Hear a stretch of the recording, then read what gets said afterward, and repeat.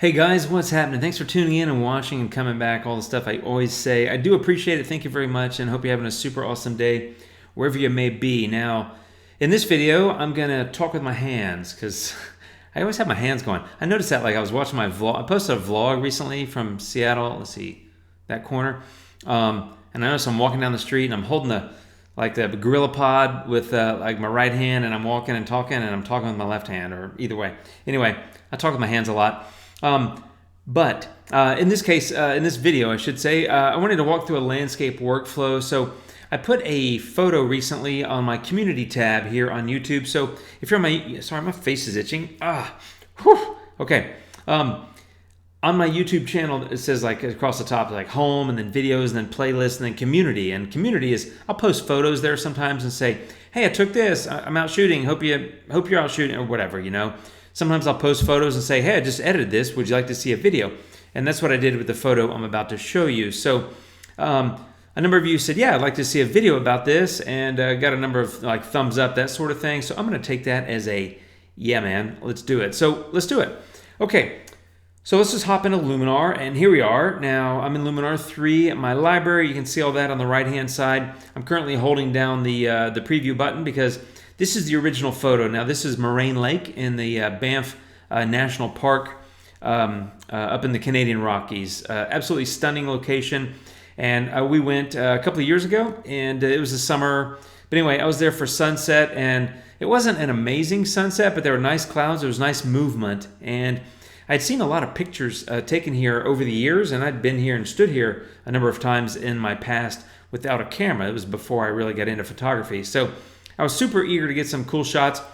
And I thought because there were clouds and they were kind of moving that it would be really cool to do a long exposure. So I trotted out my trusty 10-stop filter, which I just adore, and slapped that on there. And this was f/16 for 3 minutes. So 183 seconds, basically. And that was what created this effect of all these clouds streaking by, right? And of course, the added benefit of having the clouds streak across the water too. So that was my base photo, unedited, and then after some editing in Luminar 3, that's what I turned it into. So it looks like I did a lot, and I guess I did do a lot. If you look at the before and the after, a lot of it's color related, but I only used 5 filters. And in fact, I used one of them twice, I think. So anyway, we're about to find out. So let me reset these and we'll jump in and I'll walk through the workflow.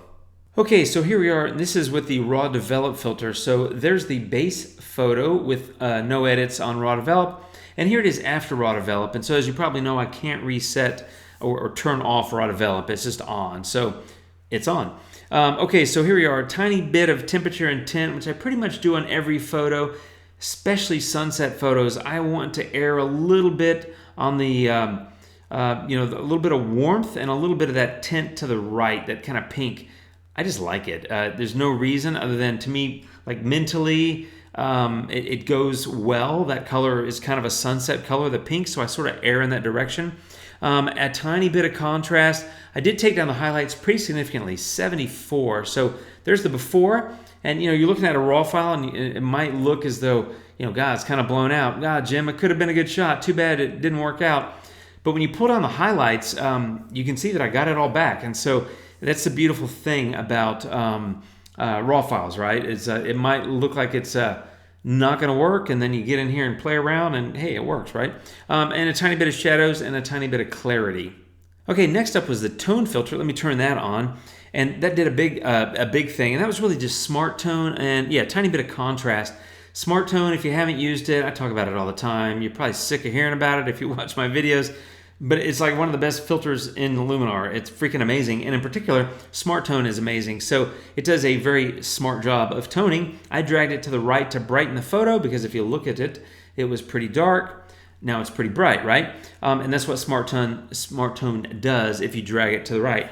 And then I added Golden Hour. And this was, again, I just wanted to add a little bit of that sunset color, warm it up, and make it look like what it felt like when I was there, right? It was more like that, but a lot of the color didn't come through in that long exposure. So I was actually at this spot and I said, you know what? I think I'm done. I'm happy with this photo, except for a couple little things. I noticed that there's a little spot there and a spot there and there These are like I don't know what they're called, specular highlights or something that, you know, the lens caught the light just right or whatever. You know, you guys, some of you know more about that than I will. But anyway, I went into the eraser tool, which, as you probably know, when you go to tools up here and you choose erase, you can go erase things, obviously, but then when you save it, it creates it as a new layer. So this is my erased image layer, and you can see those spots are gone. So I'm pretty happy there. But then, you know, I started thinking, well, you know, I think it needs a little bit more contrast. I'm not so sure about some things. Maybe it's a little too warm. And so this is kind of like where I talk about the dance of kind of like I make edits and then I kind of pull them back. And that's kind of what happened here. So I went in and I got tone filter again. So I said at the beginning of the video that I used 5 filters. Well, I did. I actually used 6 filters, but one of them I used twice. So it was 5 filters, one of them got used twice. And tone is the one. So here I had a little bit more contrast and took down the highlights again. So if you look at the before and the after, just a little bit more contrast and a little bit less highlight. To me, it makes really, I don't know how visible it is here, but to me, it makes a huge difference. It goes from there where it's pretty much all bright, which I personally don't like to leave everything completely well lit all the time. I mean, I do it in some photos for sure, but I like to add back a little bit of mystery, a little bit of contrast, even in my HDRs, which typically an HDR to me is about how do I balance out the light and get an even distribution of light. The light's pretty evenly distributed here, I think, but I've added back some contrast. I want to create a little bit more of that contrast between the dark and light. So that's what I did. Next up was structure, and you're probably thinking, oh, I know what he's going to do, because I do this all the time, which is I take structure and I drag it to the left, what I call negative structure, and then I paint it into the sky and the water, but I didn't do that here. In fact, I actually used normal positive structure and I just painted it into the mountains. So let me just show you that. There it is, and a tiny bit of the rocks in the foreground. Kind of a rough job. To me, I don't really ever feel like I have to be 100% accurate. It's not like I'm masking in a new sky where I got to get the exact horizon perfect along the trees and the mountains and, you know, that sort of thing. I don't feel that way when I'm masking in structure. Like you might be able to tell that there's some structure added and it's a little bit crisper, but you're not going to notice really, I think, that, oh, he didn't go all the way to the edge of that top mountain on the left. I don't think you can tell. So that's why usually when you see my masking and I show it, you might be scratching your head thinking, he kind of does a sloppy job. What the hell, Jim? You're making videos and you're a slob. I am kind of sloppy about it, but only because I don't feel like I need to be precise with those kind of things. Your opinion can vary, and that's totally cool. That's just my opinion. But there's the before, and there's the after. Just a little bit of crunch. The other thing about that is I wanted a little bit more crunch there because the sky and the water are so smooth and so glassy and just so like yummy, buttery, happy, whatever the word is. I wanted a little bit of that contrast too, where I got the crunchy mountains and then I got the really soft sky and the soft water. And then I pulled out one of my other favorite filters. In fact, I'm going to do a video, I think, talking about some of my favorite filters, but and that's color balance. And so there's the before color balance, and there's the after. You can see, let me show you one more time. So there's the before, a little bit more of that orangey kind of red glow, which is really the golden hour filter, and a little bit of the warmth that I added on the base layer in the raw develop filter. And now I pulled that back a little bit, and this is, again, part of that dance. So here, shadows, I just went away from the red in the shadows, which to me, if you look at the mountains, let me turn it off. The mountains here are picking up some of that orange glow from the golden hour filter, and they're a little bit in shadow. And frankly, the sun has basically set. And it's if I recall correctly, the sun was kind of not quite out of frame to the right, but over that hill. But it's clearly set. So I don't want too much light and orange hitting that mountain because you might be thinking, well, there's not as much light. I don't know. It doesn't seem like it belongs there, I guess. So I pulled that back, added a little bit more blue, and I think that also ties it into the blue of the lake a little bit.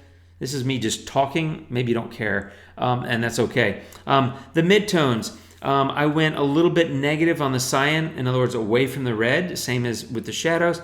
And in the yellow-blue, I went a little bit more to the blue, again, away from the yellow. So I'm softening up some of the kind of harsher orange tones that I added with golden hour. So there it is, before color balance, pretty, not orange, but anyway, warm, right? And now a little bit cooler. The sky is still pretty warm, and that's partly because in the highlights here, I went to the yellow. So a little bit to the left on that last one, which is to add a little bit, just a tiny, it was -7. So not really, just a smidge. But a little bit towards the yellow in the clouds, or I should say in the highlights. So that's going to pick up the clouds primarily, right? So there's the before color balance, and there's the after. To me, a little bit softer, a little bit more contrasty, and I think it looked better than not having this layer. Let me turn this layer off. There it is before. I feel like it's a little flat, like, oh, cool scene, but it's a little bit flat. But now with a little bit more contrast, pulled back some of that orange color, I think it works better. And then the last thing I did is just an erase image layer one more time. I zoom in. This is kind of one of my last steps, is spot removal. And I zoomed in. I saw a couple little spots in the sky, and I took them out, and they're gone. So that's really how I did it. So here's the before and the after. I think I've still got some nice color and light. I've got some nice contrast, but yet the reflection is still pretty bright and pretty crisp. And I think the colors look good. I'm clearly biased because I chose them, but there's the before and there's the after, and that's how I did it. So I hope it's helpful, my friends. Thanks for watching and that kind of stuff. Feel free to share with your friends, like, subscribe, all that kind of stuff. And leave a comment. Let me know what you thought about it, and love your feedback. I'll be back with more videos. If you have ideas about things you'd like me to address, feel free to leave those in the comments as well. And I'll put them on the list and give them some thought, and maybe I'll make a video about it. It's happened. So thanks for watching, my friends. I appreciate it. You guys have a great day. Take care. I'll see you soon, and adios.